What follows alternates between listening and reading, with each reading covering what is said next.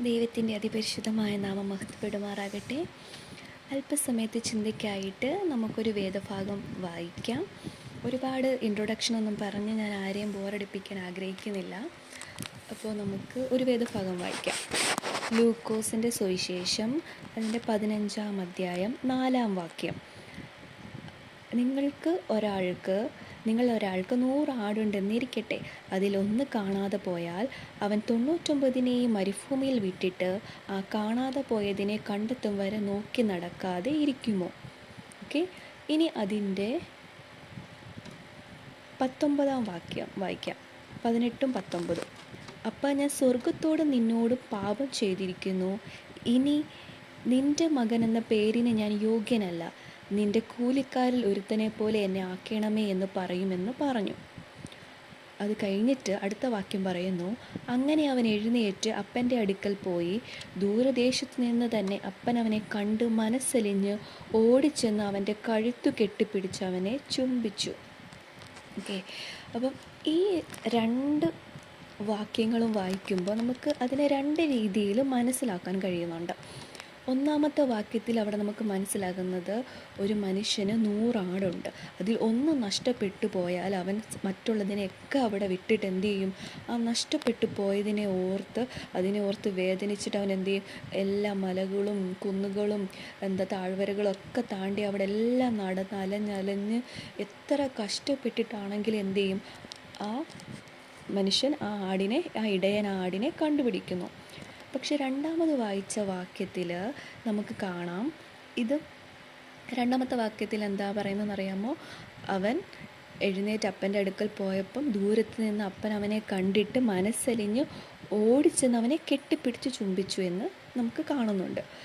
ഈ 1ാമത്തെ വാക്യം, ഫസ്റ്റ് വാക്യത്തിൽ നമ്മൾ നോക്കുമ്പോൾ നമുക്ക് മനസ്സിലാവുന്നത് ഒരു പാപി ആദ്യമായിട്ട് എങ്ങനെ രക്ഷിക്കപ്പെടുന്നു എന്ന് നമുക്ക് മനസ്സിലാവും. കാരണം ആ പാപിനെ നേടാൻ വേണ്ടി, ഫോർ എക്സാമ്പിൾ നമുക്ക് നമ്മുടെ ശൗലിനെ നോക്കാം.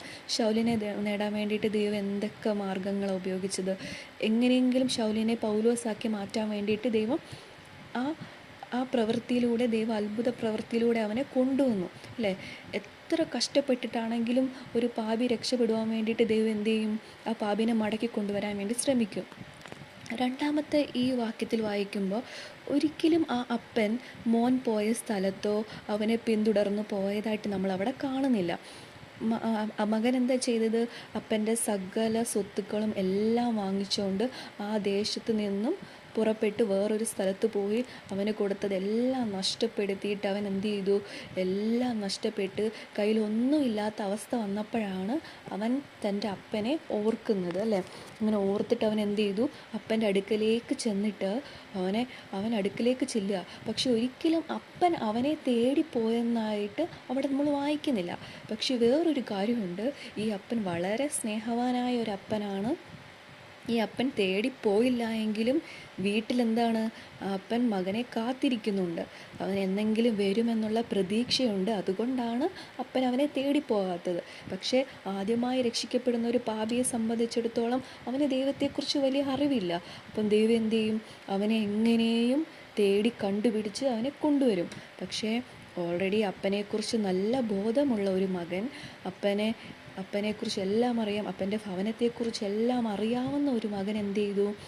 അവൻ എല്ലാം വിട്ട് അപ്പനെ മറന്നിട്ട് അപ്പൻ്റെ സ്വത്തുക്കളെല്ലാം നശിപ്പിച്ചിട്ട് അവൻ ആ ദേശത്ത് നിന്ന് വേറൊരു ദേശത്തേക്ക് പോയി.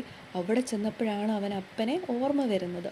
അപ്പോൾ അപ്പൻ അവിടെ ചെന്ന് അവനെ വിളിച്ചുകൊണ്ട് വരേണ്ട ആവശ്യമുണ്ടോ? ഇല്ല. കാരണം അവൻ ഓൾറെഡി അപ്പനെ അറിയാം. അവൻ്റെ അപ്പൻ ആരാണെന്ന് അവനുള്ള ബോധം അവനുണ്ട്.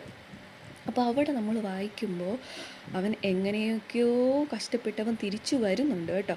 വന്നു കഴിഞ്ഞിട്ട് അവൻ അവിടെ നിന്ന് ദൂരത്ത് നിന്ന് അവനെ കണ്ടപ്പോൾ തന്നെ അപ്പൻ എന്താ ചെയ്തത്? ഓടിച്ചെന്ന് കെട്ടിപ്പിടിച്ചിട്ട് അവനെ ചുംബിച്ചു എന്നവിടെ വായിക്കുക. അപ്പോൾ ഞാനവിടെ ഓർത്ത് എന്താണെന്നറിയാമോ? ഈ അപ്പന് എന്ത് സ്നേഹം ഉണ്ടായിട്ടായിരിക്കും ഇത്രയൊക്കെ നശിപ്പിച്ച ഒരാളെ, അതായത് സ്വന്തം കുടുംബത്തിന് അപമാന വിഷയമായ ഒരു മനുഷ്യനാണ് ഈ മകൻ. എന്നിട്ട് ഇതൊക്കെ അതൊന്നും ഓർക്കാതെ ഈ അപ്പൻ ഓടിപ്പോയ മകനെ കെട്ടിപ്പിടിക്കുന്ന ഒരു രംഗം അവിടെ നമ്മൾ കാണുന്നത്. അപ്പം ഞാൻ ആലോചിച്ചു, ഇപ്പോൾ ഫോർ എക്സാമ്പിൾ, ഇപ്പം നമ്മൾ അതിനെ ഈ സിറ്റുവേഷൻ നമുക്കൊന്ന് തിരിച്ചൊന്ന് ആലോചിച്ച് നോക്കാം. ഇത് നമ്മുടെ നാട്ടിലെങ്ങാണോ ആണ് സംഭവിച്ചതെങ്കിൽ, നമ്മുടെ കേരളത്തിലാണ് ഇത് സംഭവിച്ചു തരുന്നതെങ്കിൽ നമ്മൾ എന്ത് ചെയ്തേനെ? ഇപ്പം എൻ്റെ അപ്പനായിരുന്നുവെങ്കിൽ, അല്ലെങ്കിൽ നിങ്ങളുടെ അപ്പനായിരുന്നുവെങ്കിൽ അപ്പൻ്റെ പ്രതികരണം എങ്ങനെ ആയിരുന്നേനെ?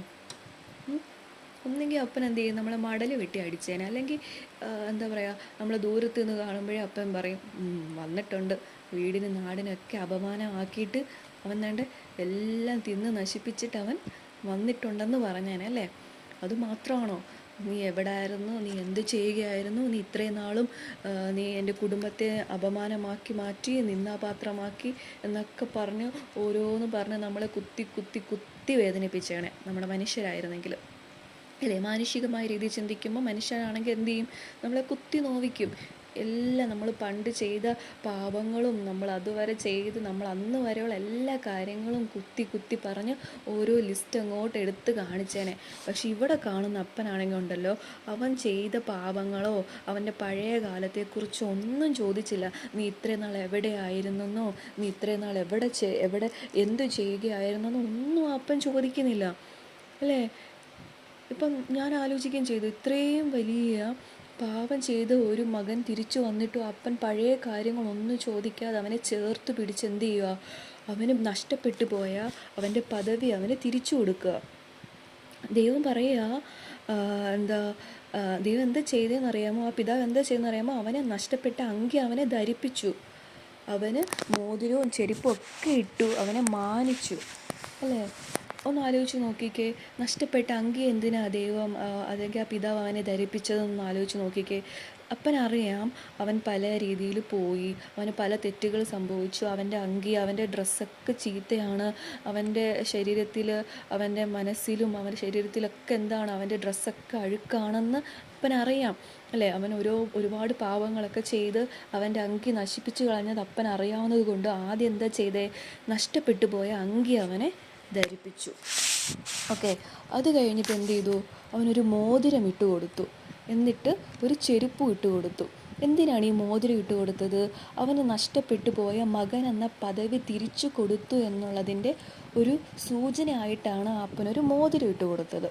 ഓക്കെ, രണ്ടാമതായിട്ട് നമ്മൾ കാണുന്ന ചെരുപ്പ് ഇട്ട് കൊടുത്തു. കാരണം അവൻ നടന്ന വഴികളൊന്നും അത്ര ശരിയായിരുന്നില്ല.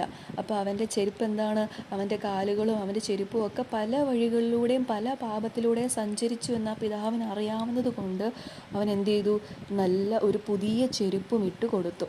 അങ്ങനെ ഇവനെ എന്ത് ചെയ്തു, മാനിച്ചു അല്ലേ? അതാണ് നമ്മളവിടെ കാണുന്നത്. അപ്പം നമ്മുടെ അപ്പൻ എന്താണ്, നമ്മളെത്ര പാപം ചെയ്തെന്ന് പറഞ്ഞാലും, നമ്മുടെ ജീവിതത്തിൽ നമ്മൾ എത്ര അപ്പനെ വേദനിപ്പിച്ചെന്ന് പറഞ്ഞാലും, അപ്പൻ ഒരിക്കലും നമ്മൾ ചെയ്ത പഴയ കാര്യങ്ങളൊന്നും ഓർത്ത് ക്വസ്റ്റ്യൻ ചെയ്ത് നമ്മളെ വേദനിപ്പിക്കുകയല്ല ചെയ്യുന്നത്. ഇൻ കേസ് ആ അപ്പൻ അങ്ങനെ ചോദിച്ചിരുന്നെങ്കിൽ, നീ ഇത്രയും നാൾ എവിടെയായിരുന്നു, നീ നിൻ്റെ കുടുംബത്തിന് അപമാനമായിരുന്നല്ലോ എന്നൊക്കെ ചോദിച്ചിട്ട് അവൻ ചെയ്ത പഴയ കാര്യങ്ങളൊക്കെ ചോദിച്ചിരുന്നെങ്കിൽ ഉറപ്പായിട്ടും ആ മകൻ എന്ത് ചെയ്തേനെ, വന്നതുപോലെ തിരിച്ചു പോയനെ ഇല്ലേ? അപ്പോൾ വിചാരിക്കും, ഇതിനേക്കാളും ഭേദം ഞാൻ ആ പന്നീൻ്റെ ഫുഡൊക്കെ കഴിച്ച് അവിടെങ്ങാനും കിടന്നാൽ മതിയായിരുന്നു എന്ന് വിചാരിച്ചേനെ ഇല്ലേ? അവൻ ഉറപ്പായിട്ടും വിചാരിക്കും. നമ്മളാണെങ്കിലും എന്ത് ചെയ്യും, മടങ്ങി വന്ന് എല്ലാം പാപങ്ങൾ ഏറ്റുപറഞ്ഞ് ഉപേക്ഷിച്ച് കഴിഞ്ഞിട്ട് ദൈവം നമ്മളോട് ചോദിക്കുക, നീ ഇന്ന വർഷം ഇന്ന പാപം എന്നോട് ചെയ്തതല്ലേ എന്ന് ചോദിച്ചാൽ നമ്മൾ വിചാരിക്കും, അങ്ങനെ പാപങ്ങളൊക്കെ ഓർത്ത് വെക്കുവാണെങ്കിൽ പിന്നെ നമ്മൾ എന്ത് ചെയ്യും, ദൈവസന്നിധിയിൽ നിന്ന് വീണ്ടും അകന്നു പോകത്തേ ഉള്ളൂ ഇല്ലേ? ദൈവസന്നിധിയിൽ നിന്ന്, നമ്മുടെ പിതാവിൽ നിന്ന് നമ്മൾ വീണ്ടും അകന്നു പോകത്തേ ഉള്ളൂ. പക്ഷേ ഈ പിതാവ് ഒരിക്കലും അങ്ങനെ ചെയ്യത്തില്ല കേട്ടോ. നമ്മളെത്ര പാപം ചെയ്താലും, നമ്മളെത്ര അപ്പനെ വേദനിപ്പിച്ചാലും ഒരിക്കലും ആ അപ്പൻ എന്ത് ചെയ്യത്തില്ല, നമ്മളെ വേദനിപ്പിക്കുകയോ നമ്മൾ പഴയ കാര്യങ്ങളൊന്നും ഓർമ്മിപ്പിച്ച് നമ്മളെ കുത്തി നോവിക്കുകയോ ഒന്നും ചെയ്യുന്നില്ല. ഓക്കെ, അതാണ് നമുക്കവിടെ നിന്നും മനസ്സിലാകുന്നത്.